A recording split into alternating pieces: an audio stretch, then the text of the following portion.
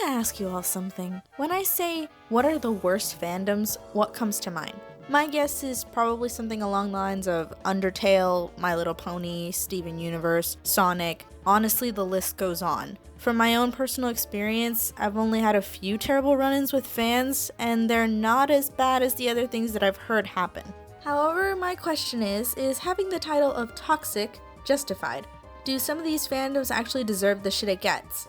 I made myself a recipe of points that all these toxic fandoms seem to have. Looking at it, it seems to play out like a butterfly effect, or a domino effect to be more accurate. One thing I want to get straight before we start is that when I talk about toxic fandoms, I just don't mean cringy ones. An example being Five Nights at Freddy's. Is it cringy? Sure, I guess. But in the end, did anything ever come of it, such as fans driving each other to suicide? No, not from what I've seen. In the end, it's just people trying to have fun. First thing on the list that seems to start everything: moral superiority. Fans believing that just because they like this certain thing means that they are better than everyone else, and anybody who doesn't like it is obviously beneath them.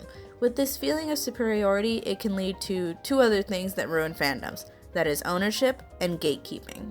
Surely we all know what gatekeeping is. You're an asshole who wishes to keep one thing to yourself. Fails every time, and people manage to join the fandom anyways. So what about ownership? Well, how many times have you heard the saying, they owe it to the fans? Now, I'm sure I don't need to explain how much bullshit that is, but even if you don't completely agree with me on that, I'm sure we can all agree on one thing. Harassing the original creator and staff for not doing what you want makes you an asshole. This always seems to happen with shipping. When fans don't get their precious little ship's canon, they will absolutely bully whoever gets in their way. While one part of the fandom may be insane and the other one isn't, obviously, the insane side isn't going to have any of that, which leads to the next obvious point.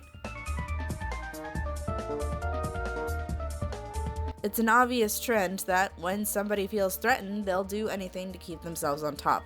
This includes bullying someone, until they kill themselves. Now maybe you're thinking, wowzy, that's quite the exaggeration. Maybe. However, let's be honest. We all know these sort of situations have happened. The reason can be anything from disagreements in ships to headcanons, but whatever the reason is, it's unacceptable. This sort of behavior shows one other thing that's a problem: obsession. If you've gotten to a point where you're a trash human being all because of a franchise, you need to seriously rethink your life. The last reason isn't automatically connected to all these things, but it's definitely something that's been poisoning pretty much everything. This bullshit gets tiresome. We all know how much I hate this, so I'm not even gonna get into it right now. Anyways, that right there is pretty much the recipe for a toxic fandom. If the fandom you're in is anything like this or has any of these points, you're most likely in an awful fanbase. I might as well make another thing clear, just in case people say the usual, not everyone in the fan base is like that. Yeah, I get it, and I never implied that. Of course, there's good people in each fanbase, so I guess I'll just end it this way. There's no such thing as a garbage fandom, just garbage people.